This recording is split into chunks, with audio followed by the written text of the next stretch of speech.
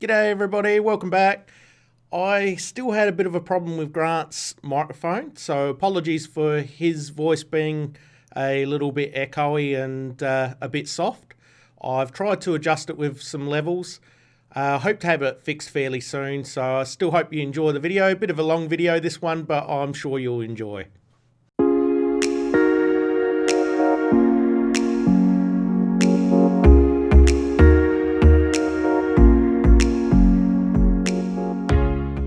Okay, well, welcome back to Photo Australia. We are doing take 2 of this episode, Grant, so hopefully things will go well. Yes, well, if you got the sound turned on this time, Brad, Yeah, I had I was coming in crystal clear, Grant. I don't know why you were muted. Yes, no, we have no idea, do we? No idea whatsoever. I have bought my pad, though, and pen, so I can write little messages and hold them up to the camera. All right, so we're going to stack these photos. I'm going to show you how to do it in Photoshop. This is Lightroom that I've got opened up at the moment. So all I've done is I've downloaded my photos into Lightroom and they're unprocessed. What I'll do is I'll select our photo stack and I'll bring them into Photoshop and we'll put them together. And this was shot with your Nikon D850 set to the automatic photo stacking function. Yes, so we'll do the automatic function first.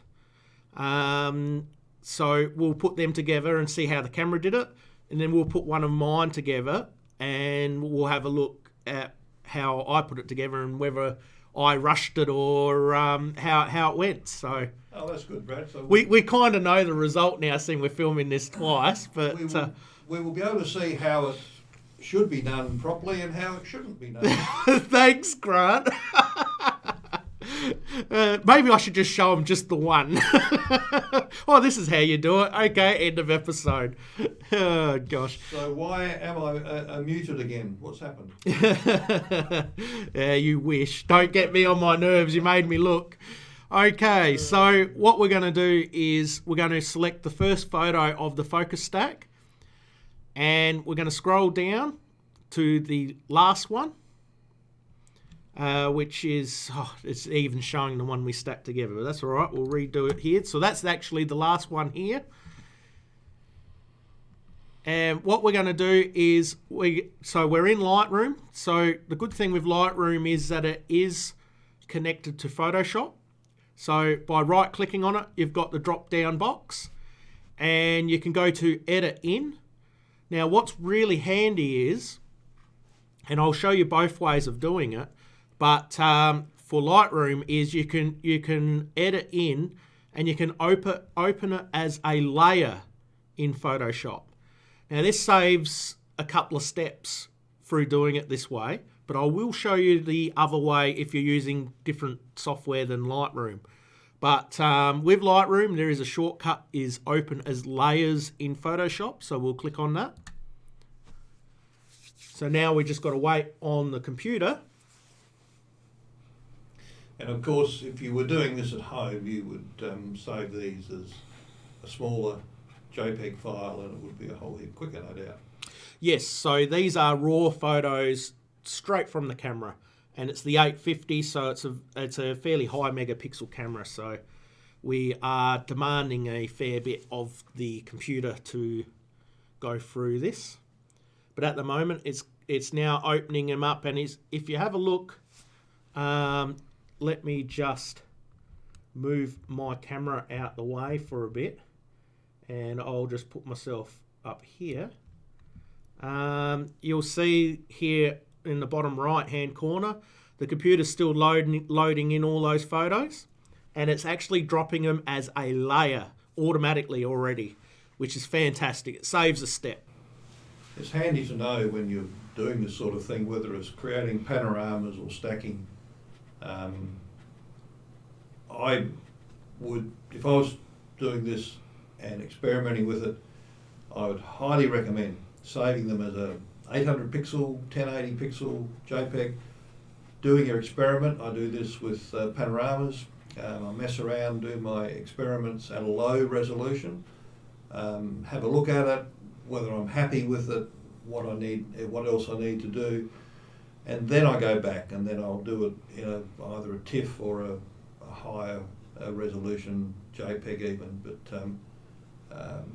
yeah, this is when you work with DNG files, you do ask a lot of your machinery. You do, and laptops can struggle a fair bit in doing something like this. Oh, yeah. So, just be mindful of that. They usually bang away and get through it unless your laptop gets stuck, but it could take you a long time for the computer to get it sorted, because we're just opening the files at the moment. We're then going to tell the computer to stack them, which takes even longer. So keep that in mind. And it's just about done. Now, just interesting here, Brad, when we started with this shot, you've obviously focused on the end of the biscuit, which were very nice, by the way. Should we have focused on the edge of the plate? If you wanted the plate in focus, yes, you'd bring your focus back further forward. Yep. Yes, you're correct. I focused on the biscuit, which works fine for this demonstration. But yeah, if you're shooting something out like mushrooms and stuff like that, and if that represented the very closest foreground, that would be blurry. So if you want that all in focus, you would bring your focus back further. Yep. Okay. So now that we've got all the photos, as you can see down the bottom right-hand corner, they are now all a layer for each photo, which makes this file very big now, because we're actually got... how many photos we got here? I'll just select them all. And I thought I was going to know how many there are there. I would say there's about 20 there, would there? I think it was 21 or 2 or 3 or something from memory. But whatever your stack is. So what I've done is basically highlighted the top layer, scroll down to your last layer, hold the shift key down, and left mouse click on it so that they're all highlighted. So now what we want to do is we want the computer to stack them. So up in here, now if I remember rightly, it's edit, auto blend layers.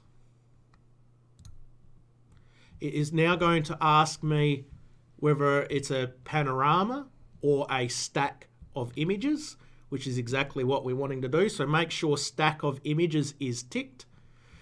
And we've got a couple of options here, which is seamless tones and colors, which is also ticked, and content aware fill transparent areas. So what can happen, as I was explaining before, because the zoom is changing as you focus, and I'm going to sneeze in a minute. Edit.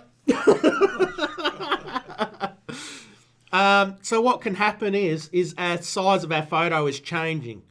So you can tick this, and what it will do a clone for the other photos. You can have this ticked or unticked. I'll usually crop in any case into that immediate in the middle of the photo. So we're going to click OK. I'm leaving both ticked. And I've noticed also, and we've sort of got we already know the outcome. The cookie has a slight bend in it. And don't look at me. in the final stack, it has a slight bend in it, which is easily fixed. But you'll also notice I've got the cookie slightly to one side. So what it is it's got a bit of a bend in the lens.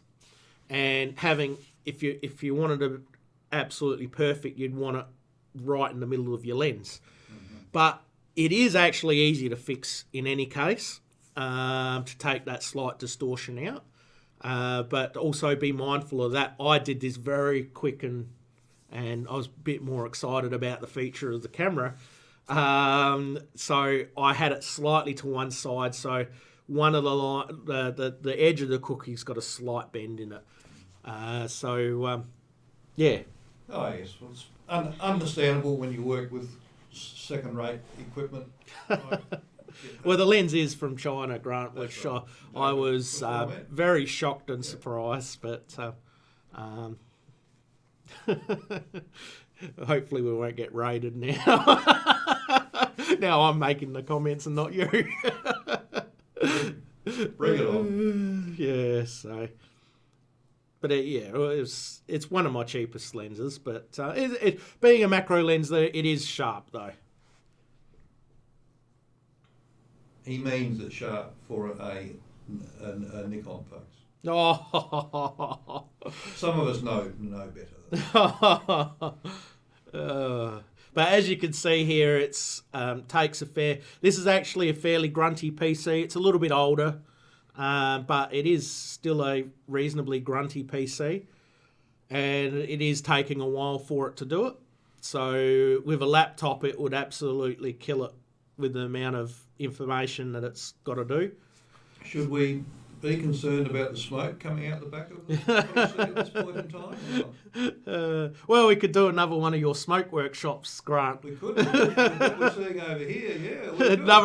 That might be the next episode. Yeah. We're doing smoke trails coming from a PC. Which we'll be filming from about 100 metres away that way. Yeah. The house will actually be on fire. It will be an action scene as we see the fire truck coming up the driveway. Make sure you got the settings right, Grant. Right. So, yeah. Yeah, that is... No, it's easing down now. It's okay. Oh, it's good to see that the computer hasn't muted you yet, Grant. I'm surprised it hasn't.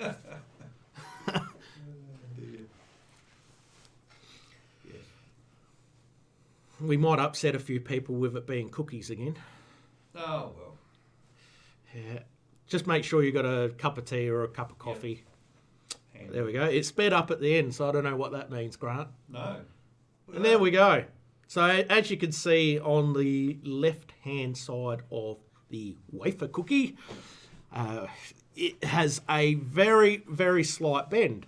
But for the purpose of the this episode, it shows the difference between just taking a normal photo, that you can actually get a focus sharp all the way through. And the camera's done a pretty good job, I think. Oh, it has. It's doing done a great job. And the sensitivity of it, you really have to praise, because the change in colour about 2/3 of the way down the cookie, the biscuit, would have been perhaps a cloud passing over, because we work here with natural light. We have a big wide window in front of us behind the camera. So that to me looks as though there's been some change in light has happened. There definitely has, and through my excitement in the studio as well, is that I think I mentioned in the video and I noticed this when it was doing it, that you should lock off your exposure so it's the same exposure right through. Don't make the rookie mistakes as what I do quite often. But in saying that, when I'm out in the field, I'm a little more. I'm excited, but I concentrate a little bit more. But yes, it's important to lock your exposure when you're doing focus stacking, because of light changes as you're doing it. So. And you can see the importance here. Just a couple of little things that I'm seeing is that, yes, definitely I would focus a little more forward to begin with. Yep. If only to give myself a little more room to crop and play. Of course. You can see a little bit, looking at the bottom of the image here, we can see a little bit of distortion to the bottom right of the cookie on the rim of the plate. That's going back into the image, so something hasn't quite gone right there. And the same at the top right-hand side, and this is probably the same little flaw that's run through the whole thing on the right-hand side. Top right-hand side, you can see a little misalignment. That's the content. That would be the content aware tool. Yeah. Yep. So as you notice, the crop didn't change Yep. from my first one. And what Photoshop has done, it's actually done a reasonable job, is that it's added and it's cloned what it thinks should have been there. So that's the content aware tool. So normally I would be cropping in any case, Exactly. because that's what I had in my mind when I was doing it. Yep. But this certainly showed, and like I said, the cookie's slightly to one side, and that's why you've got a bit of a bend here and there. Whereas if you go absolute centre and shoot it properly, you will minimise those little issues. But this could be fixed easily in And any you can case. see in this, Brad, you can see the application for this in the field. If you're out and you're trying to shoot, your fungi, your mushroom, your flower, whatever you're trying to shoot in the field, and using this facility on the Nikon D850, which was called photo stacking feature or something, it would be very, very useful and very, very handy, and would give you a very workable result to bring back into your processing later on. Yep. So I've just dropped my camera again. Now, what we want to do now is Eat it? go to layer, and we'll flatten the image. So I mean, you can do some adjustments if you want to use Photoshop. You can continue on processing the way you'd like. But once you're done, you'll see that it's made a heap of masks, and all those photos are still there. So what we're going to do is we're going to flatten the photograph. So now we've only got, I'll move my camera again, we've only got one layer now. So that was under layer, and it was called flatten image. And that's brought it down to one layer. Now what we can do is we can put that back into Lightroom, so we can save that file. And you can save it with the layers, but you just got to remember we're going to have a massive, massive file. So I've dropped it down to one flat layer. To now it's brought the file size way back again, and it's no longer complicated. And now I'm going to save the photo, and I've just done an update, so we've got all of these options coming up. So we're going to go into pictures, and we're going to save it as we'll save it as cookie to annoy everyone. I did that last time, didn't I? We'll call it cookie 5.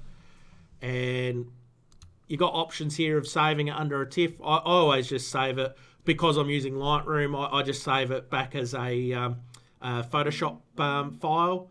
So I'll save back as a Photoshop file. You've saved it as a PDF there, my friend. Oh, I have two. PSD. Where's Right PSD? at the top. Oh, it's right up top. Where Yeah. it was. I saw Photoshop and clicked on that, but yes, you're right. That's Photoshop PDF. Yeah.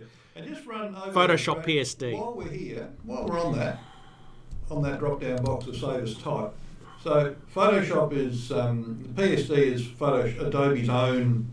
Yep. Everything's saved. We work with it. Large document. If you're going to really big stuff, I've got no idea what the next two or three are. JPEG now. JPEG and JPEG 2000. Do you want to have an explanation of that? I can't. I can only tell you what I use. I've used TIFF. I don't use it much these days, and it's because Lightroom now reads the PSD files. Yeah. But I used to use TIFF, but now I mainly use just straight JPEG. I don't know what the JPEG 2000 is, whether that's an older version of JPEG so you can use it on older machines. I don't know, but Well, I'm only guessing that. We'll do some homework on that, folks, because I've looked at that for a long time. Wondered what it was I about, can. so- Well, I'll put it to the audience. If you want us to look into that, we'll look into all the different formats. We'll have to do a lot of research, but I use DNG in Lightroom, which is their new digital negative file type. I use the PSD, which is straight from Photoshop. Or I use JPEG, which it's a bit like doing the thumbnails for the YouTube video or anything that I don't need the quality for and I need a very low quality file, I'll use JPEG. So, and the Camera Club competitions are all JPEG. So when you want a low resolution type file, fully compressed, yeah, easy to handle, easy to read, I use JPEG. So I don't really use any of the other formats unless I start talking video, and that's a whole new world when you start talking video. So, yes, so I'm going to save it as a PSD, and always make sure you know where it's going. So this is going into my pictures file at the moment, and I've got it in a folder called Stack. So it's very important you know where these files are going. And that's a really important point you make, Brad, because I had a phone call one day from a lady who shall remain nameless, won't she? Well, she is at the moment, so I don't know who you're talking about. I think she'll know who she is. Was working on some of her images on a Sunday evening, had a couple of glasses of red and sort of got, you know what it's like, you start, I'll just go into this and do a bit. About 11 o'clock, 12 o'clock, she's still going, and the red bottle was getting fairly empty. And she finished up all this work and really excited about what she'd done. She was really motivated. And then the next day she went back and she couldn't find a thing. Could not find a thing and was beside herself. And rang me and said, what do I do? I said, no, I really don't know. I said, the only thing I can suggest is that, she said, I know I saved them. I said, well, if you've done that, to me, to my way of thinking, is you have put them in a different file, inadvertently. So she said, no, I can't find them. Blame myself. A couple of months later, she got back in touch and she found them in some obscure folder within a folder within a folder, which you'd obviously flicked them into inadvertently. So yeah, it's a very valid point, because you can give yourself a really nasty shock if you don't think about where you put stuff. Exactly right. So I always tell people, make sure you know where you're saving things. Photoshop, you still relied on saving. Lightroom, you don't need to save.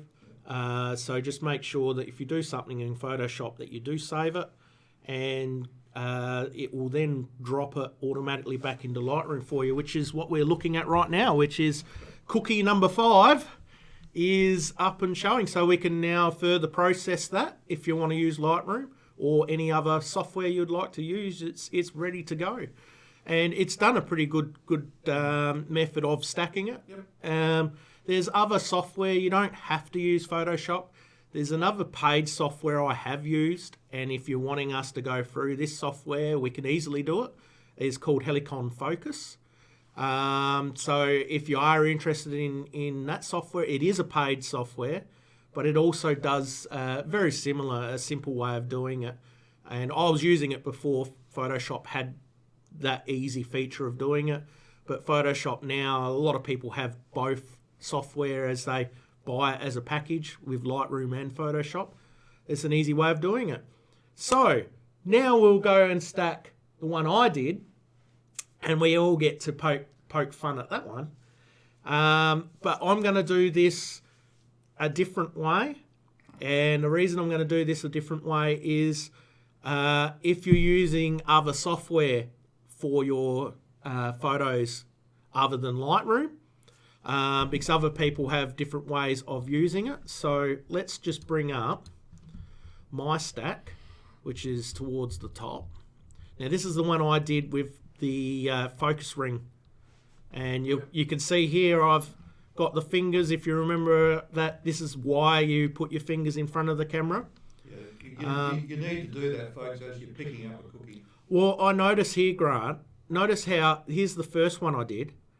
Here's the second one. I believe the cookies, there's less on the plate, Grant. Well, that's because you wanted to call it number 5, so I removed And it. here's the fingers again, and now there's only one. You noticed that was a grab that was going on there. It's getting less and less and less. So, Yes, I was getting quite nervous. I had to smack somebody's hands away from while I was doing this. So once again, what we're going to do is we're going to select the first photo, and we're going to go to where my or that could have been your fingers at the time, if I remember rightly. And that's the finished product there. Yes, it is. Yes, it is. Good for picking that out there, Grant. Out of interest, what would have that done if you'd...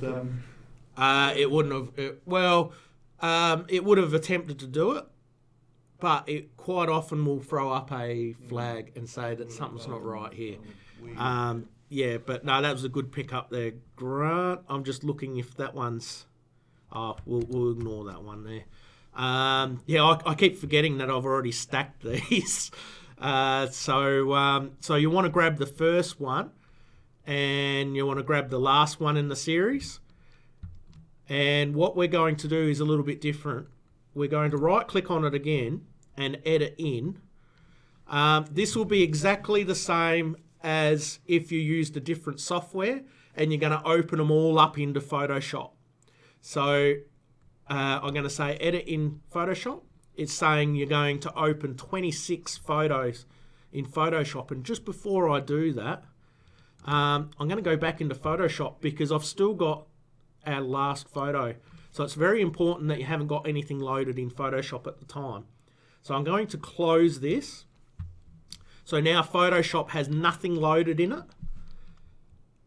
So I'm going to go back to Lightroom, and now I'm going to open up 26 photographs. So Lightroom throws a warning because it says, you realise you're opening up so many photographs. In this case, yes, we do. So this will be no different than if you're using different software. So if we just click on Photoshop, we will see there, you'll see that the tabs up the top, it's loading all these photographs as individuals.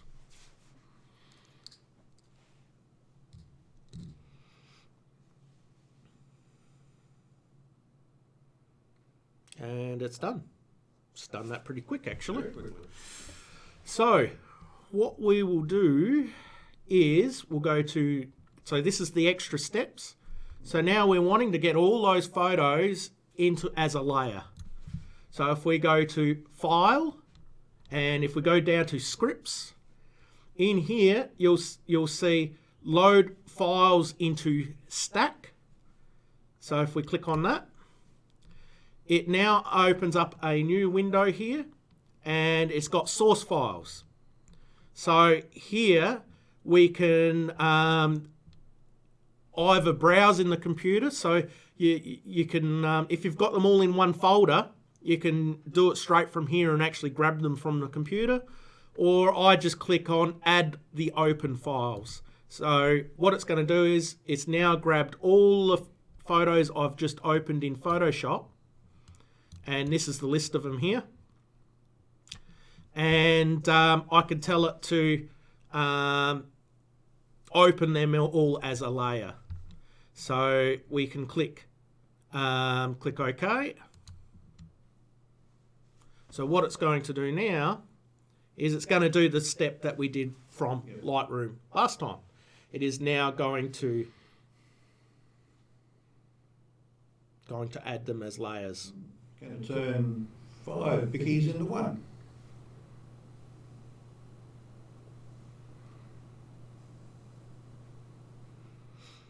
As you can see on the screen, it's slowly zooming in, and that's what happens when you use when you're focusing with the focus ring on a macro lens.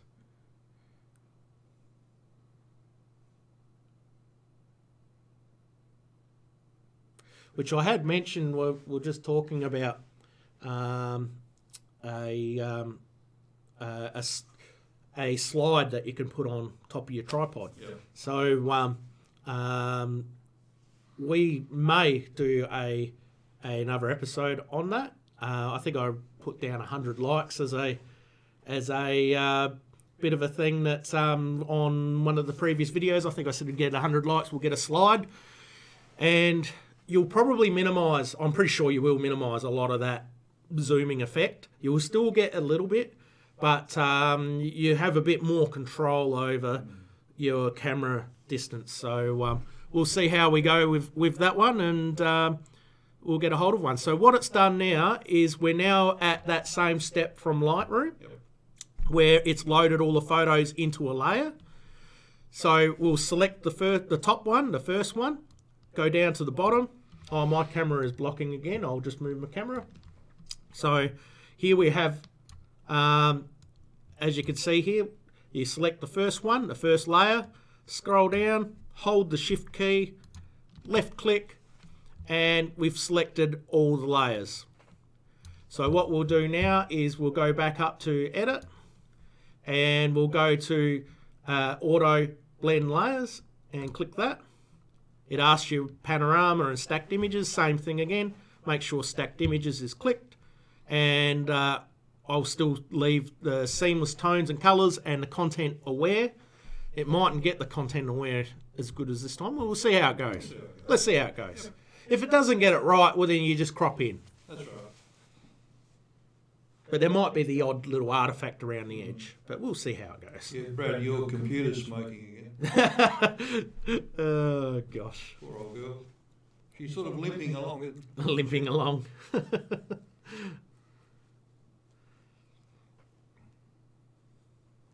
It's actually doing... I'm pretty much punishing the computer with what I'm doing here. It's the poor thing's recording. It's got all these monitors and microphones and cameras and everything's hanging out of it. And then I say, well, how about you stitch a great heap of photos together while you're doing that at the same time? So I can't be too hard on it. No, actually, didn't do a too bad a job with the content aware. It's mucked it up a little bit in areas. Yep. And looks like I've missed... there's a little bit here that I've missed on the focus. Yep. You can see the odd little bit I've missed, but not too bad. Interestingly, that is at the extremities of the lens. Oh, yes. I'm wondering if there isn't something going on there as well, perhaps. Possibly. Given that was a cheap lens you were using. But, I'll just move my camera out the way again. So we'll go to here. So, yeah, it's done a reasonable job of doing that. Like I said, I've probably missed a little bit on the focus ring, but like Grant says, we're actually pushing the lens to its absolute extreme. Quite often when you focus stack, you're focus stacking not a huge depth. That's right. Whereas I'm like, let's really push this as hard as we can, and I'm focusing just about the whole lens. From the very foreground, pushing it right through the whole range of the lens. So I wanted to do this to show you the capabilities of what you can do. If you just shot with a normal lens, you just do not get the level of sharpness right through your photo. But you have to be very particular, especially if you're doing it manually, like I was doing on the focus ring. You have to be a lot more finer with my adjustments. I was probably being a little bit slap happy about it, and also watching the biscuits, making sure that you didn't steal them. But be very particular. Take your time. Try and not get distracted while you're doing it, and you can end up with some interesting and some really high level detail photos. Yeah. And I think one of those sort of little side lessons you pick up on watching all of this is, again, give a bit of thought to your shot. It's the same as whether you're shooting a landscape, a portrait, whatever you're shooting. Think about it. Have a look at your subject and have a bit of an image, a final result image in your mind of where you want to get to. And then try and create this to make it happen. Ideally, if you're redoing this, you would set these bickies up on a larger plate, and you would have your lens actually focused on the middle of it, so the actual premium focus point of the lens is in the centre, and then you could crop in later and set the thing up that way. But look, you do you watch, you learn, and yeah, I think it's a pretty good result, Brad, for that. I think so. I'm just looking at where to put it. It'd be here somewhere. Oh, that's the other one. I can grab this one. This was the one we did earlier anyway.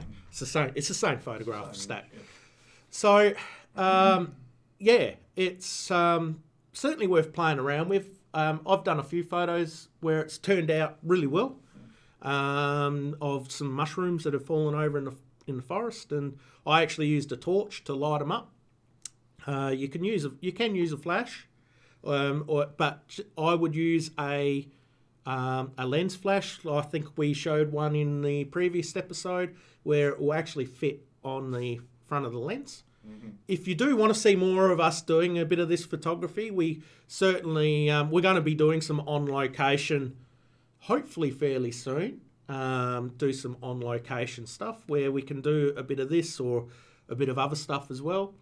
And yeah, it's another type of photography, and when it's done well, is very effective because you just have the level of detail is second to none.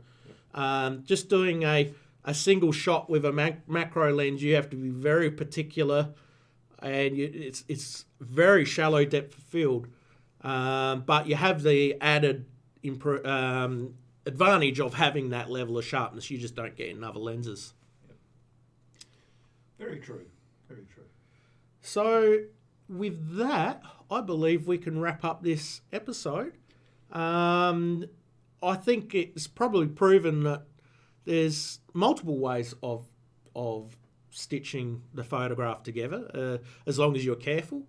Don't bump the camera. That's another one that's a big deal when you're doing this sort of photography. Either put your camera on a timer if you haven't got a button, or use a wireless or cable release type button, because movement's everything when you're doing this sort of thing. Yep.